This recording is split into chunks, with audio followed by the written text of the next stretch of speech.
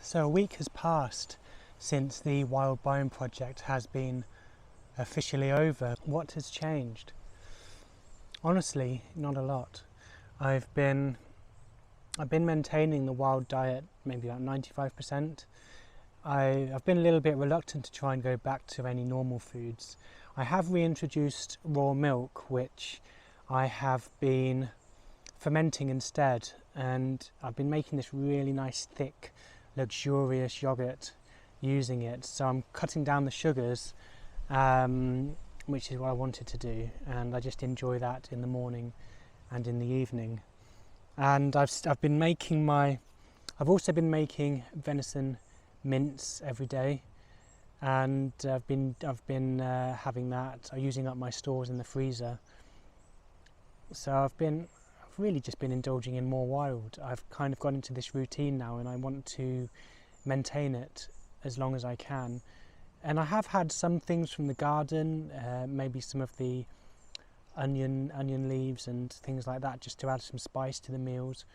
But to me, that's not stepping too far away, because it's still homegrown. It's not in nutritionally depleted soils. It's not sprayed. It's not grown intensively. So it's going to be just as good nutritionally as wild food.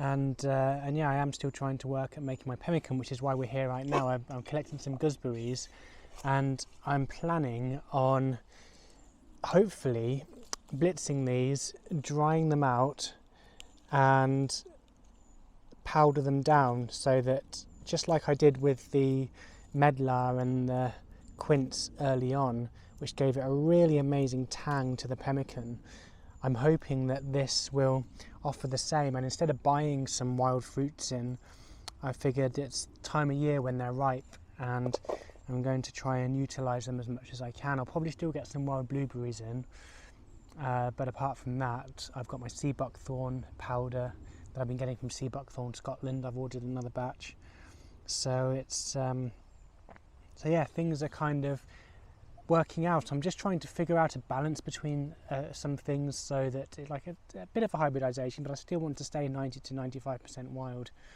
I might play with einkorn flour later in the year, because einkorn is one of the only wheats that hasn't been hybridized. It's still the same as it was as we found it as a grass many years ago in our ancestral days. So I want to try and play with that a little bit, see how my body reacts to that in the winter, as one of my winter staples possibly. But aside from that, yeah, I think everything's great. Everything's great. Not much has changed. It's made me really think about our food systems more, and what I want to be doing in the coming years. Now, it's going to be tricky, because sometimes you just can't get hold of wild game meat, and I really want to keep including that in my diet throughout the year. So I'll probably still hunt a little bit. I will go fishing. I plan to go fishing in July, just so that I've got some fish in the freezer if I can catch enough. Otherwise I'll just be eating it as I go and living that way for a few weeks.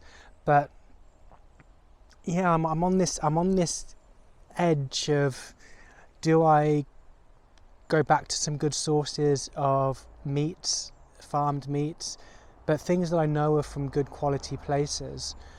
I mean, in the past I used to be so extreme that if I wanted something farmed, I would even go to the farm just to see how the animals were and how the animals were treated. And being on the wild diet has kind of reignited that kind of awareness. I did get a little bit lazy with trying to track sources of things, and yeah, it's just because it just really hones in. It really kind of like amplifies the benefit of having wild food over anything cultivated, like the nutritional density. I just feel so good on it. So I'm very reluctant to change that too much, which is tricky, because it kind of isolates you from a lot of things in society, and I mean, it'll restrict me if I want to go out for a meal, etc. So I may still treat myself once in a blue moon, going in to try some Japanese food or Korean food, but I'm still not done that. I thought I'd go and jump at it and have a little try while I've got the sensor in, but I'm just continuing wild. We got the summer fruits coming in now, and there's just so much abundance to enjoy. So for now, I'm still living the wild biome essentially, 95%.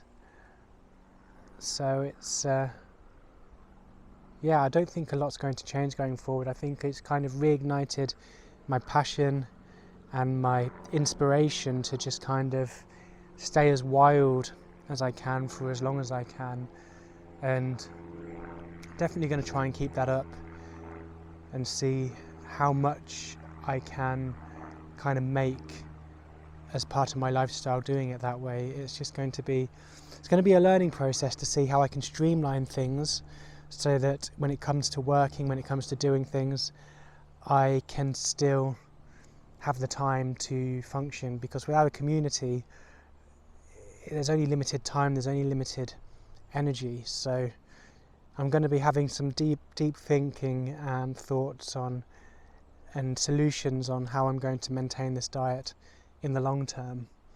And it is entirely possible, really possible. So yeah, I think I'm going to have that at the forefront of my focus going forwards. So on my pursuit to find myself a induction hob, unfortunately the induction hob that I found for free didn't quite fit into here with the inverter that I had, but I ended up with this cupboard. They were clearing out a kitchen, so I ended up with a cupboard. I ended up with a bunch of laminate flooring, but this was perfect. It fits exactly under the sink, and this is my latest installation. These are the recycled laptop cells from my Rover G Whiz, which I used to use to drive around the country before I had an electric van. Now these particular cells needed some refurbishment, so I had them sent off, I had them reconditioned, and they're all working now. And instead of using them as in the car again, I've decided to use them as an off-grid power bank, because that's better suited to the condition that they're in now. So I've it's a bit of a rough wiring, but they're all fused, they're all connected, and they run out the back of the cupboard under the sink. And I've got this counter here as well. I ended up with a load of counters that that work just for what I need. This goes over the gas cooker because I don't need to use the gas cooker anymore. And then if I pull this out, you can see the inverter just down there. So that will power 4,000 watts, and therefore I can use it on my induction hob, I can use it on a kettle, I can do all sorts with it. So that was the plan. So I've also powered it from solar power. As you can see, I've got about 500 watts of solar power that I had installed in order to keep the batteries charged up. With the Wild Biome project over, it's just given me time to think about and focus on a few projects that I've been wanting to do for a while, and this off-grid installation was one of them. Now I still am connected to the house for certain things like my heat cupboard and the fridge, just in case, because this power bank it won't go on forever. I haven't got that much solar to keep it charged up. I haven't got the right charge controller, so maybe in the future I'll get a proper inverter that can benefit from a bit more solar. And then if I have a bit more solar power, I will be able to power the caravan completely with the right inverter off the sun, which is potentially one of my future endeavours. But no, the essentials that need to keep running, they're all connected up to the house still, but it's on a shared supply, so you're unable to use more than about 1,000 watts off of it. So this fixes it so that I can have my induction hob, because I've missed having the induction hob going, and it's one of the it means that I don't have to keep buying gas, which saves me on that. But with the solar power, there's about 500 watts there. It's those panels have lasted me for all my different projects, all my different endeavours. Back to when I had back to one of my earliest campers, where I was powering this 12-volt fridge, which is now just a cupboard store. I used to power that in the camper, and And yeah, so it's been with me for all my journeys, and I keep repurposing, reusing the solar power and the gear whenever I need to. And this little unit here, I bought this when I did my solar powered tricycle project. This little unit will power lithium ion batteries quite happily, and you just switch it on here and it powers up. I've kept the charge about 53 volts, so it's probably not going to put much power into them at the moment, because you never charge lithium to 100% just so that it maintains the health of the batteries for a long period. But yeah, as you can see, it's not putting much power into there, so I turned it off because it's quite a noisy little thing. But this little device has been with me on my solar powered tricycle journey, which you can see videos on the YouTube channel. Not the best quality because I didn't have the right camera with me, but there are videos documenting that journey where I did 500 miles on just sun and pedal power. But yeah, so it's just great to be able to carry on with little projects like this, and I'm really happy to have the use of an induction hob now, because that saves on the gas, that saves on using gas and paying for gas, and I can just use the sun. These are my results from before the Wild Biome project started. So we had our blood tests and our nutrition, and we had our hormonal and our nutritional blood tests done before the diet started, and this was my results. So I was in the red, not majorly, but I was in the red with cholesterol. But the triglycerides were fine. But then we skip back to, this is present day. This is after the 3 months on wild food. And as you can see, the cholesterol has come into the green. So whilst it wasn't too high over to start with, we were actually much more in range than I was before. And if we go to inflammation, I mean, inflammation was fine in the first place back then. I didn't have a problem with it. But as you can see, it's come down even more. So it was up there, and now it's down here. Now my iron levels, my iron status, wow. So again, iron was still in the green, but lower. Being on the wild food diet, it's gone up. So I've actually got more iron in my blood living on this, probably because of all the venison I've been eating and things like that, and all the nettles that I've been eating. So the iron levels have gone up.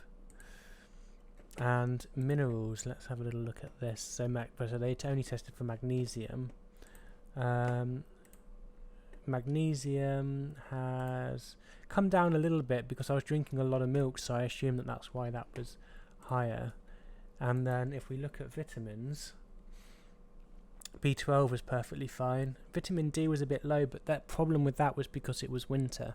So that's probably nothing to do with what I was eating before, it was just winter time. But of course we come into summer and vitamin D levels have gone up. Okay, so let's take a look at my hormone tests. Now this one's a little less out there because there was only one thing that was out of balance during when I first had it done, and but this time again all inside normal range, and this is being on 100% wild food diet, but this is from the start. So I don't know what some of these things do, but this is what they test for. So albumin and SHBG. Now this is from before, this is from after, so it's actually a lot more balanced. This is from before, FSH, LH, I don't know what these ones do, estradiol, testosterone, free testosterone, all of these. So if we look at this, and then we go to, this is the current, this is from after the project. So this is before the project, this is after. And you can again see a lot of it is relatively balanced, to be honest. I think this was all fine beforehand. The only thing that was heavily out was the prolactin, and I had a hunch that this was because of all the raw milk I'd been drinking, and this is from after cutting raw milk out and only eating wild for 3 months. The prolactin has completely balanced, so that is definitely because of the raw milk, the amount that I was consuming. So so the raw milk has been playing a part. So the raw milk has been playing a part in some imbalances, which is really fascinating. And I mean, whilst I might still enjoy a little bit here and there, I'm starting to think that I may try and rebalance my diet to not include it as much as I used to, simply because this was far out. This was all the way in the red before. Look how far out the prolactin was here. So that's definitely something that I need to consider. Then we go down to the final thing, DHA, D-sulfate, and again, that's kind of where it was from before. So yeah, so these are my results. I think you might find this fascinating. I certainly find it fascinating. It's proof that eating a wild food diet definitely works. So I just wanted to show you my blood sugar. This is a week on from coming off the wild food diet. Now the only real thing I've added is raw milk, and before this diet started I was going down into the red at night. I had a very low blood sugar. Over the course of the week I've started dipping into this again, and this is the first truly low blood glucose result that I've had. So I started doing some research, and I did feel the difference having not so good sleep last night. And so I did some research, and perhaps the raw milk, or dairy in general, is potentially the culprit for my low blood sugar before the diet started.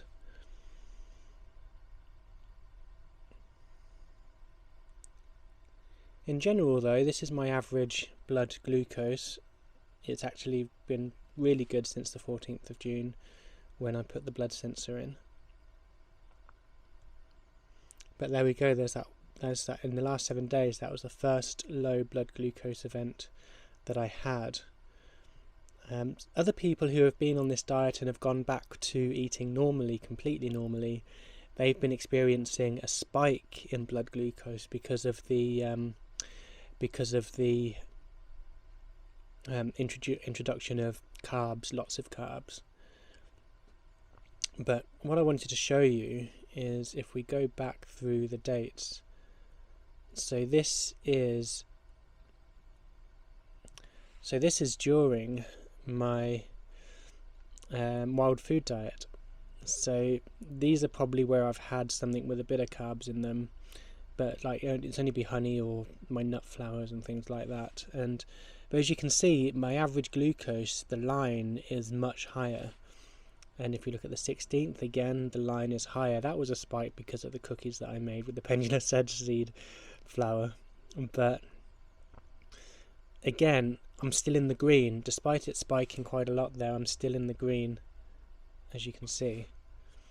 And I did dip down into the red slightly, but it didn't go into a low blood glucose event.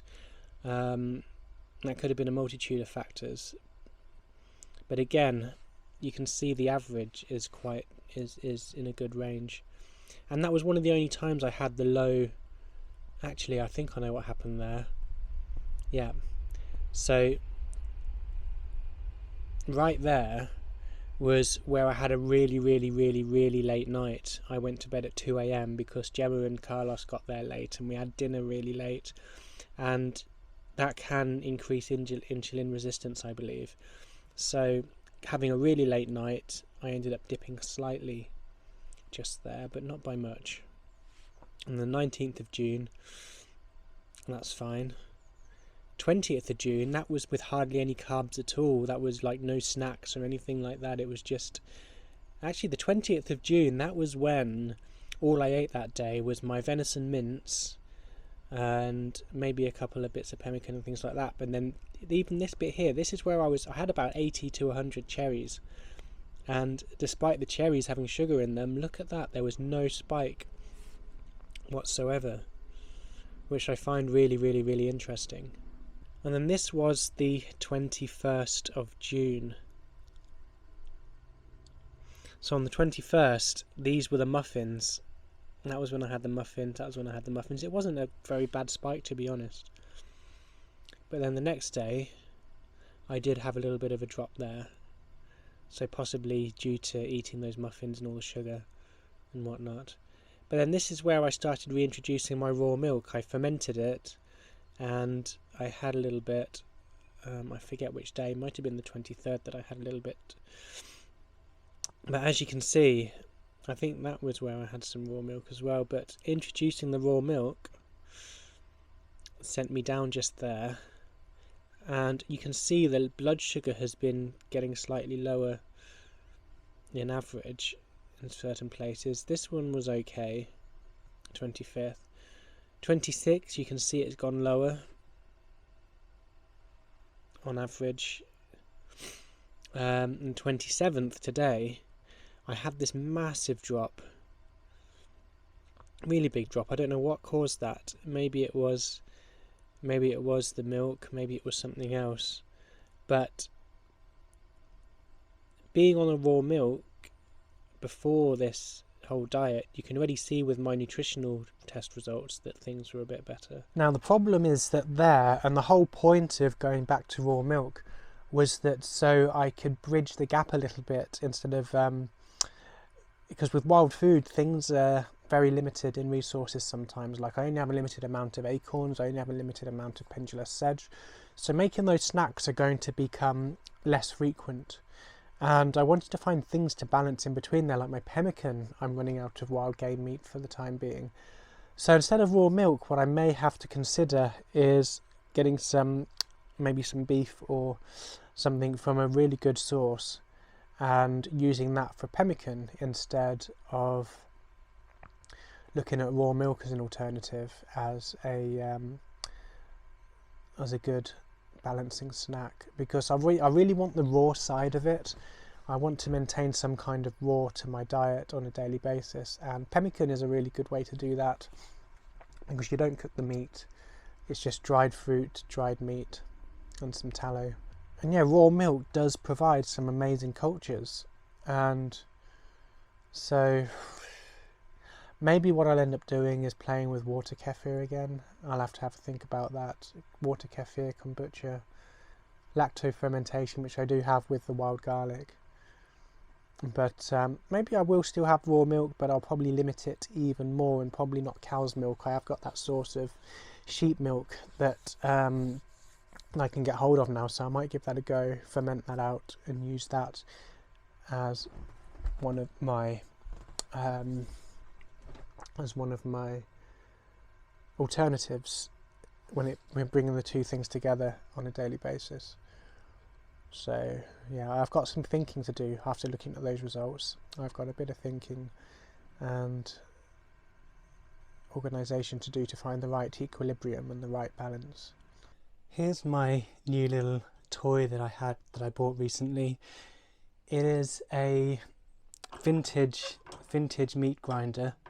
So I bought this unit for only £5. Now it was missing the fine blades, so I spent another £7 on that to get that, but it's a solid little bit of kit, and it's been really great. I've been making my own mince out of it every day, which is an amazing addition to my diet, because I really like mince. I can do all sorts with it, make burgers, just fry it up with veg, and yes, so what we're going to do, we've actually got some badger here. This is the badger meat from when I harvested the badger in winter. It needs using up, so I thought, it's been a week later, I'm making a video, I'm going to use some badger meat in this mixture. So what we're going to do is to make some badger burgers. It's not going to be totally badger. We've got some rib meat from the venison from the muntjac that needed using as well. So we're just going to use this, and we're going to use this. So just literally just stick the meat into the mincer like that. It's a really cool little device. And then all I have to do is just turn the handle and it takes it in. And there we go. I've just got my mince. So this is going to be a really big part of my diet moving forward, I think, is just mincing loads of things, because you can make some amazing stuff with it. You can make burgers, you can make sausages, you can just have it as it is. But it's really good for adding spices this way without having to marinate or do anything. It's a very, very quick and easy meal.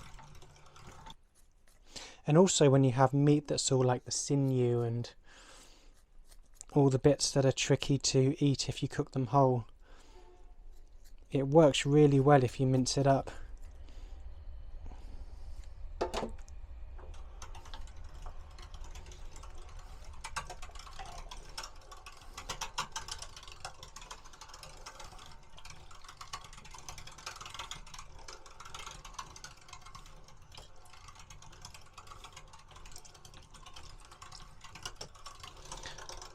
I don't know why people don't eat enough badgers really. There's lots of roadkill badgers and the meat is really, really, really nice. I've had it once before and it almost tasted like beef the last time I cooked it. And the fat of badger that I've been using, as you've seen during the wild diet, I've been using badger fat. And badger fat creates the most amazing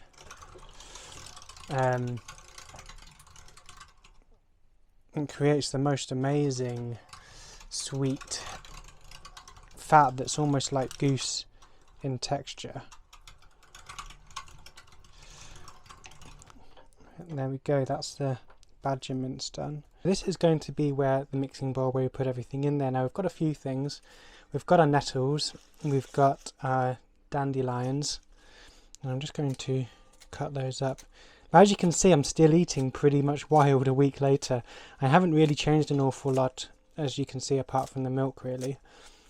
And even that I'm still debating on after looking at my blood sugar results. But the things I have been introducing though is things from the garden, which I think is okay. It's like a hybridization between homegrown and things like that. Now I am probably going to have to buy a few things. I've been refraining as much as I can from trying to go and buy anything else from the supermarket, even a farm shop. I've been a bit reluctant, but I think eventually I'm going to have to go to one.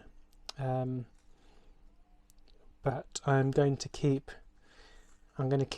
having this kind of balance as my daily. If I can get stuck into hunting a bit more, there's still loads of rabbits that haven't got mixer yet, so I'll probably do that. But because I want some oniony garlicky flavour, we're going to add some of this, I think it's shallot leaves that my mother planted, but none of it's sprayed, none of it's got any bad stuff in it, so it's just as good as picking from the wild.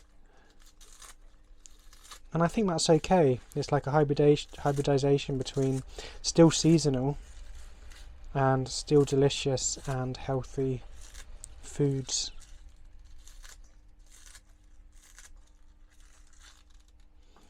And I think seasonality is what is important really, because you wouldn't be eating that heavy carbs unless you get to winter, when you've harvested all the grains and you've got grain stores to take you through the winter.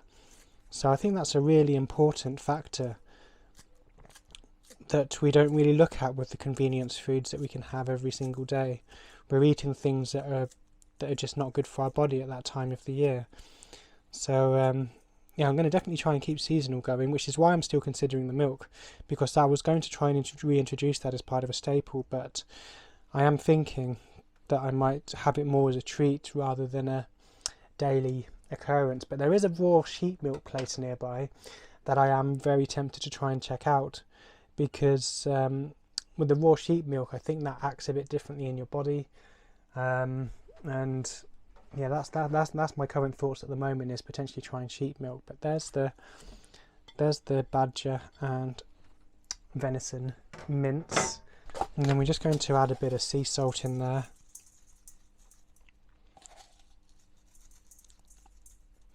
And that's probably all the flavourings I'm going to really put in. I'm going to mix all that up and get it on the pan.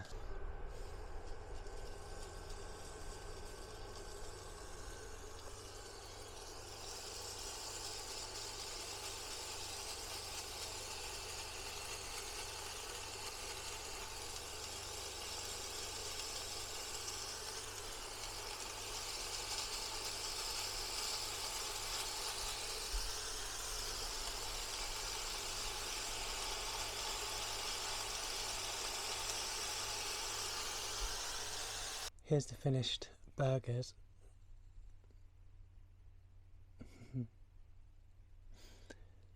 Badger burgers. Has a nice ring to it, doesn't it? But it's a mix of badger and venison with all the other ingredients I showed you a moment ago. But I've already eaten one, but just for the video, let's give it a try.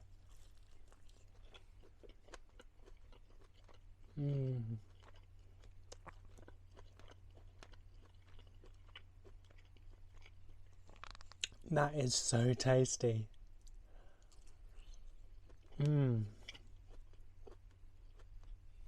Blending the two meats together gives it a really, really interesting flavour. But wow, yes. As long as I can keep getting hold of wild meat, I'm definitely going to keep this up. It's just the pemmican that I am considering potentially getting a good source of beef or something, just because with pemmican I am a little bit short of wild meat for that. But if I can hold out, the place where I got the muntjac from, he might have some for me in August. So I'm hoping that I've got enough pemmican going, and I might try and hunt a couple of rabbits, but I'm hoping that I'll have enough pemmican to take me to August, because I'll be going away and fishing and doing all of that, so I'll have fish and things while I'm away. So I'm hoping that that will work out and I won't have to touch cultivated farmed meat for a while.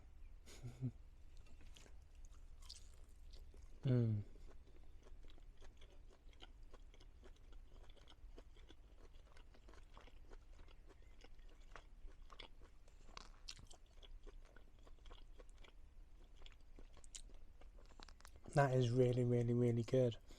My taste buds are just kind of fully accustomed to this wild diet now. So this is my newest installation. I just fitted it today, and it's an electric oven. So I've gotten rid of my gas oven and I put this in instead. So this is going to run off the inverter and therefore offer solar power as well. So I no longer have to use gas. The gas was almost running out, and this thing only cost me £20. It was supposed to be faulty, and after hearing about it I had a hunch that it might have just been a faulty earth, and I seem to be right, because I put a 3-pin plug on it and now it runs completely fine off of the inverter. So win-win. I'm cooking my first thing in the oven. It's a bit noisy because the inverter fan's going, the charger fan's going, but it's working really, really well. I'm actually quite impressed, so I'm really happy with this. So we have my cookies in there, wild cookies, and I'm just waiting for them to be done. They're almost ready, almost ready. So here's the finished cookies. Yum, yum, yum. There is some pendulous sedge, acorn, sea buckthorn, reed mace. What else did I put in there? Hazelnut. There's some black currants in there, and some venison tallow, some salt, and some honey. And I think that's it. But they're really, really, really, really, really yummy. And I put a little bit more water, which made them a little more softer, so they're going to be like little cakes in texture, which is going to be absolutely delicious. So this is my first thing that I have baked in my new electric oven powered entirely by the sun.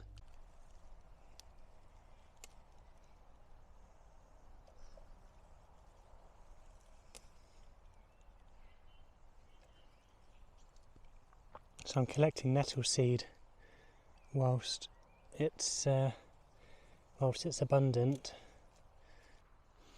I'm just making sure that I've got enough for later in the year when I'm going to want it. But that's pretty much all for today. As you can see, I'm still eating relatively wild, well, mostly wild, and yeah, it's just been, I'm just going to continue really.